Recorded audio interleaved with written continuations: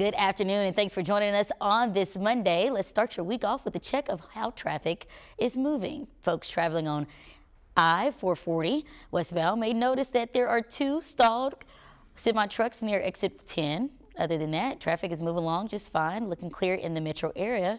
You may also run into a little stop and go during the lunchtime rush, but just a reminder, you want to buckle up and take your time. Now, prices at the pump are steadily on the rise. Today, you can expect to pay around $2.90 for regular gas. That's about a 10-cent jump from where prices sat just a week ago. It's still better than the national average, though, which stands at $3.27. Now, if you're getting out on the roads, you may notice, Nathan, the sunny skies. Thank you for giving us that gift on this Monday.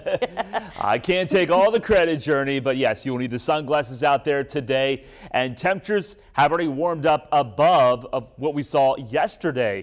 It's 55 right now in Clinton, thanks to all that sunshine. 53 in Hot Springs, 56 in the capital city, 54 in Arkadelphia, and 53 in Stuttgart.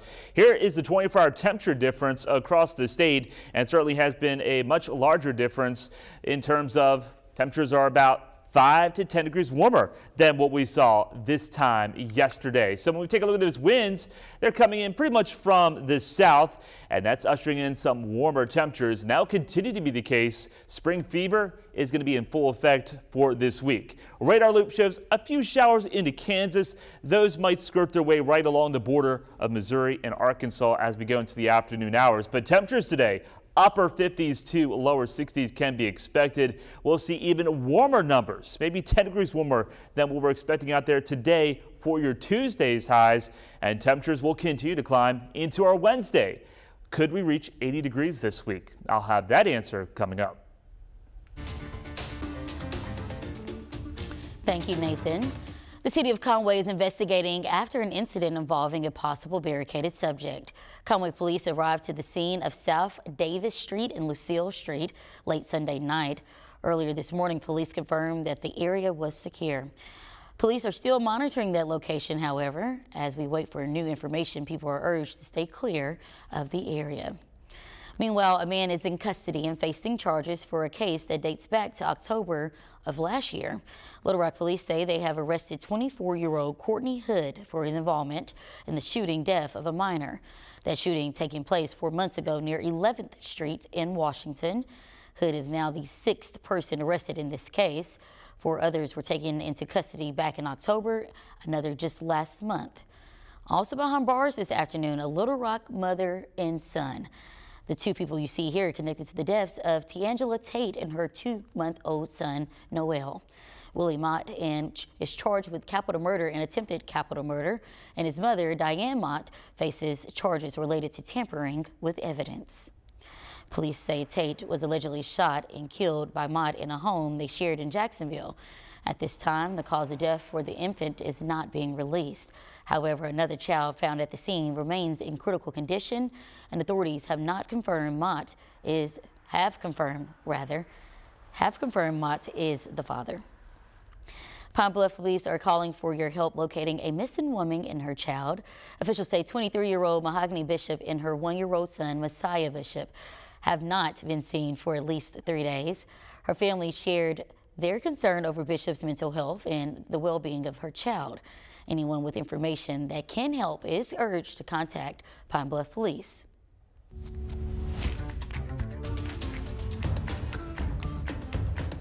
Now taking you out to Minnesota, where a man opened fire on local authorities, killing 2 police officers and a paramedic. A situation escalated into gunfire after authorities responded to an armed man barricading himself inside a home with family members. Around 8 o'clock this morning, officials confirmed the gunman was dead, but has not released their identity. Another officer was injured in the shooting, but is expected to survive.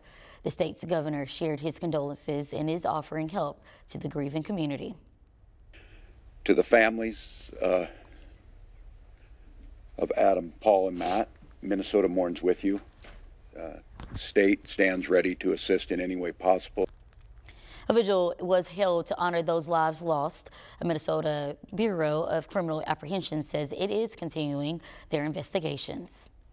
A Michigan man has confessed to the death of a U.S. tourist and injuring another woman near a famous German castle. We want to warn you of some of the language used here in this package, as Ian Lee brings us to the latest from London. 31-year-old Troy Philip B. hid his face as he arrived in a German courtroom for his murder trial Monday. But the Michigan native exposed his guilt, admitting to raping and killing a fellow American. It happened on a secluded hiking trail near Bavaria's famous Neuschwanstein Castle last June. Lawyers for Troy B. say he acted spontaneously when he sexually assaulted a 21-year-old American tourist, pushing her down a steep slope, killing her. He also admits pushing the woman's 22-year-old friend down the same ravine. She survived. Hundreds of tourists were in the area, including Eric Abderi from New York, who filmed the rescue and arrest. And he just had a frown on his face. He didn't say anything. He had a sort of disturbed look. Lawyers say the Michigan suspect is deeply ashamed about his actions and wants to apologize to families of the victims. His trial is set to run through the middle of next month, and he faces up to life in prison if convicted. Ian Lee, CBS News, London. In Russia, a promise from one woman to continue what's left behind following the death of her husband, Alexei Navalny. Yulia Navalny released a video message promising to build on her husband's work. This comes after Alexei died while in the custody of Russian police. This weekend, over 350 people were arrested as they honored his life. His death has raised suspicion across the globe, including from President Biden, who places the blame for Navalny's death on Vladimir Putin. Now, back in the United States, former President Donald Trump continues to swim through legal hot waters. On social media, Trump shared, quote, "These cases should all be thrown out," end quote. Now, it comes just days after a judge banned Trump from operating any business in the state of New York for 3 years.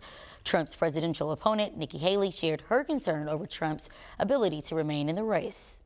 He said himself he's going to spend more time in a courtroom than on the campaign trail. We can't win like that. There's a lot of emotion. Well, this Friday, Trump plans to host a rally in South Carolina where Republican voters are expected to vote in the primaries the following day. Arkansas residents will start their decision-making as early voting is set to begin this week. Starting tomorrow, registered voters can head to their polling sites to cast their ballots. You'll have up until March 4th to cast an early vote. For a full list of where you can make your decision or to register for the general elections this November, just take a trip over to the Secretary of State's website there at the bottom of your screen. Also happening this week, Little Rock residents can give input on some new developments happening around town. Phase 3 of Little Rock's downtown master plan is getting underway. If you want to share feedback, the first 2 meetings will take place tomorrow, one at noon at the Arkansas Children's Hospital and another at 6 o'clock at the Clinton Center. Talks will continue into Wednesday, giving you plenty of time and opportunity. The third meeting kicks off at noon at the downtown Little Rock Partnership office on Main Street, and the final gathering happens at 6 p.m. at Philander Smith University. For all the details you need, just go to downtownlr.com. And the Clinton Library will offer free admission in celebration of President's Day. All day today, visitors will not have to pay to experience the Presidential Center. This makes for the perfect opportunity to explore replicas of the Oval Office, the White House Cabinet Room, and much more.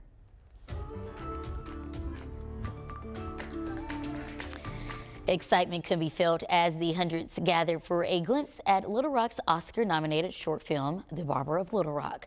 The film honors Little Rock's own Arlo Washington. It dives deeper into how Washington is impacting lives through the art of clippers, but not just that, but how his nonprofit, People Trust, addresses the racial wealth gap by providing aid to a struggling community. There are services that can be offered to you that never are presented to someone that is experiencing generational poverty. The story and work of Arlo snagged the film an Oscar nomination for Best Documentary Short Film. You can see whether or not it walks away with the Golden Statue on March 10th. Well, more Americans are expected to take a cruise this year. Coming up, we take a look at how the Sailor of the Seas are looking to cut back on wasted food. Nathan, we won't be sailing the Arkansas River today, I don't think, but it is nice out there. It is a great day to enjoy the outdoors, Jurnee, and if you like this weather, you are really going to like the next several days because we've got some spring-like warmth headed in our direction. With that, do we have some spring-like storms? I'll have more on that potential coming up.